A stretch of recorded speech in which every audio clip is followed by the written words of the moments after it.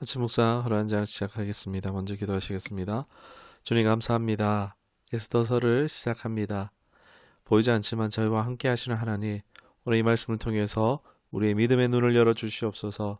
함께 하시는 그 흔적들을 잘 포착할 수 있는 분별력을 우리에게 더해 주옵시고, 감사, 찬양, 영광 올려드리는 우리의 모두들의 삶이 되게 하여 주옵소서. 예수님의 이름으로 기도드리옵나이다. 아멘. 오늘 함께 하신 말씀은 에스더서 1장 19절 말씀 보도록 하겠습니다. 왕이 만일 좋게 여기실진데 와스디가 다시는 왕 앞에 오지 못하게 하는 조서를 내리되 바사와 메대의 법률에 기록하여 변개함이 없게 하고 그 왕후의 자리를 그보다 나은 사람에게 주소서. 아멘.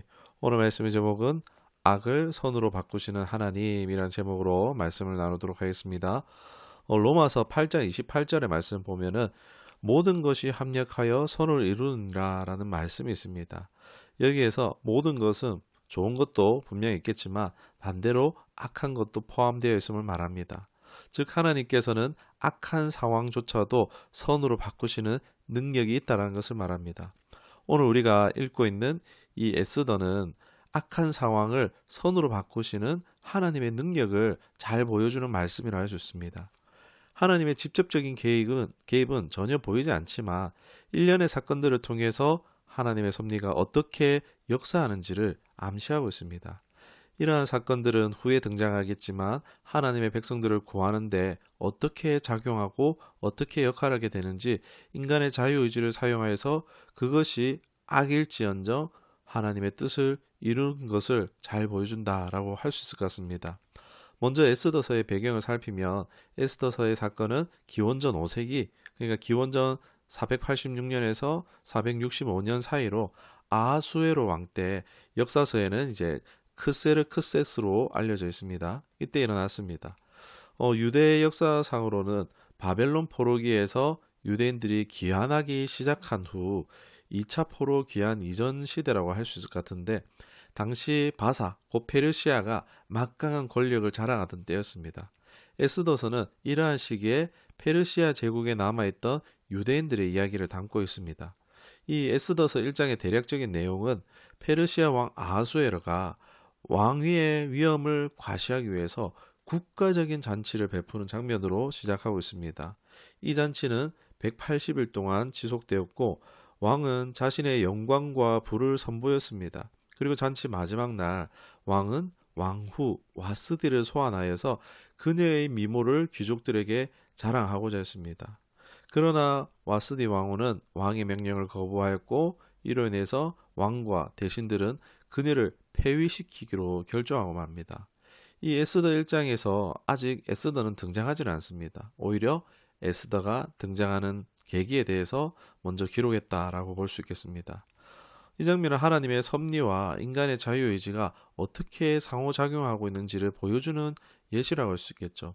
1장에 표면적으로는 잔치라는 이름으로 포장되어 있지만 이 인간의 자유의지로 말미암는 죄의 잔치라는 것을 우리가 어렵지 않게 내용에서 발견할 수 있습니다. 아수에르 왕의 잔치는 술 취함과 방탕함의 그런 이제 모습이라는 것을 어렵지 않게 알 수 있습니다. 거기에 이제 죄들이 향연을 펼치는데 어, 죄의 목록들만 이제 읊어보면은 과시욕, 교만, 불순종, 분노, 무절제, 여성 경시, 부당한 처벌, 불공정, 자기중심적 행동, 사치, 권력 남용, 인간의 존엄성 무시, 불평등, 편견, 사회적 압력, 인격 무시, 정치적 조작, 비민주적 결정, 사회적 불안 조작, 윤리적 무관심, 이러한 엄청 다양한 그런 죄악들이 일장 안에 나타나고 있습니다. 이러한 죄악들은 당시 사회의 가치관과 행동 양식을 반영하는 것으로 성경적 관점에서는 하나님의 뜻과 법률에 어긋나는 행위로 볼 수 있습니다. 이 사건은 단순한 왕실의 내부 문제로 보일 수도 있습니다. 이 모든 그러나 사건들은 하나님의 보이지 않는 손길에 작용하는 배경이 되며 하나님의 섭리하심과 유대인들의 운명에 중대한 영향을 미치는 전환점이 된다라고 할 수 있을 것 같습니다. 이 왕이 기분 나빠서 이제 대신들과 이야기해서 와스디를 이제 폐위하게 되는데 결국 이것이 에스더가 새로운 왕으로 선발되는 길을 열어주며 이는 유대인들을 위한 하나님의 구원 계획의 일부가 된다는 것입니다. 우리 일상에서 일어나는 모든 일이 하나님의 뜻으로 된 것은 아닙니다. 사람의 욕망, 욕심 등 죄악된 마음에서 비롯된 일들이 거의 다수입니다. 하나님은요, 우리의 그런 자유의지, 잘못된 실수들을 허용하신다는 것입니다. 비록 그것이 인생의 사건, 사고로 이어지고 분명 씻을 수 없을 만큼의 큰 충격과 상처와 아픔을 주기도 합니다. 죄의 열매가 그렇습니다. 죄의 속성이 그렇습니다. 그러나 하나님은 자유의지를 주심으로써 하나님을 선택하지 않는 이러한 일들을 허용하시죠. 죄의 허용과 더불어서 죄책까지 허용하시기 때문에 우리는 죄를 멀리할 필요가 있습니다. 그러나 하나님은 지극히 놀라우신 뜻 가운데에 이러한 우리의 또 자유의지도 허용되고 있는 것입니다. 죄의 결과 자체를 경험하는 것은 우리에게 끔찍한 일이지만 하나님은 그렇게 두고 보지만은 않으십니다. 죄로 비롯된 잘못된 일과 결과들과 상황들 속에서도 하나님은 하나님의 선하신 목적을 위해서 얼마든지 이러한 죄된 악한 상황들도 사용할 수 있다는 것입니다. 그 가장 하이라이트가 무엇이겠습니까? 바로 예수님의 십자가 사건이라 할 수 있습니다. 마귀의 욕망, 상속자를 죽이면은 이 세상의 주인은 나야 라는 이 마귀의 욕망과 또 그 당시에 마귀의 수하인 유대 지도자들 욕심과 경계심으로 똘똘 뭉쳐가지고 죄로 말미암아 예수님을 어린 양처럼 희생시키지 않습니까? 이 죄 없으신 주님을 희생시킴으로 그러나 결과적으로는 마귀가 패배하게 만드셨습니다. 놀라운 하나님의 승리이자 비밀이자 이 악을 선으로 바꾸시는 하나님의 역전이라 할 수 있겠죠.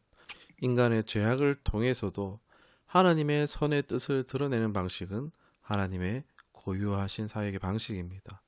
모든 것을 통해 악한 것도 포함하여서 하나님은 선하신 뜻을 나타내십니다. 오늘날 사회를 보면 아수에로 왕의 때처럼 이 죄악이 정말 미쳐 날뛰는 것처럼 보여지기도 합니다. 세상에 이런 일이 싶은 일들이 얼마나 많습니까? 이런 그런 거대한 세상의 죄악의 흐름 속에서 정말 세상이 어찌 될까, 어찌할 거 하고 싶습니다.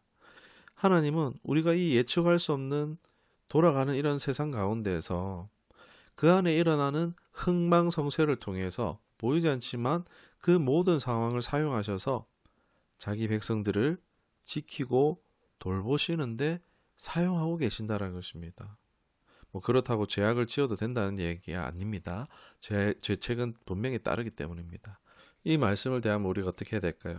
우리 삶 가운데 경험되어지는 죄와 악, 눈살이 찌푸려지는 일들이 많이 있지만 판단하기보다 기도하며 이러한 혼란스러운 상황 가운데서도 날 돌보시고 지키시는 하나님께 감사하며 앞으로 인도하실 하나님을 더욱 신뢰하며 의지하는 우리가 되어야 할 줄로 믿습니다. 이러한 믿음, 살든지 죽든지 예수님 안에서 심지어 죽는 것도 유익할 줄 알며 그 선하신 주님의 것으로 우리는 이 믿음으로 맡길 수 있게 되는 것입니다. 그러한 믿음의 분량을 요구하실 수는 있습니다. 그러나 그리하지 않으시는 좋으신 하나님이십니다. 여러분 아브라함에게 이삭을 바치려 했지만 그 바치는 순간 막으셨고 제물을 직접 준비하신 것처럼요. 하나님은 그러한 믿음을 요구하시지 하나님 그런 선하신 분이시라는 것입니다. 우리 그 하나님의 선하신 뜻과 계획을 믿고 담대하게 살아나가는 우리 모두 되기를 하나님의 선하신 뜻이 정말 각자의 삶 가운데 이루어지고 경험되어지시기를 주님의 이름으로 축원합니다. 기도하겠습니다. 주님, 죄악 가득한 세상 망해갈 것 같지만 보이지 않지만 하나님이 일하고 계심을 믿습니다. 우리가 생각할 수도 없는 너무나 큰 주제들 앞에서 떨려올 때가 있지만 바라지 않은 일들이 일어날 때도 있지만 선하신 하나님의 뜻을 믿는 믿음이 우리 안에 있게 하여 주옵소서.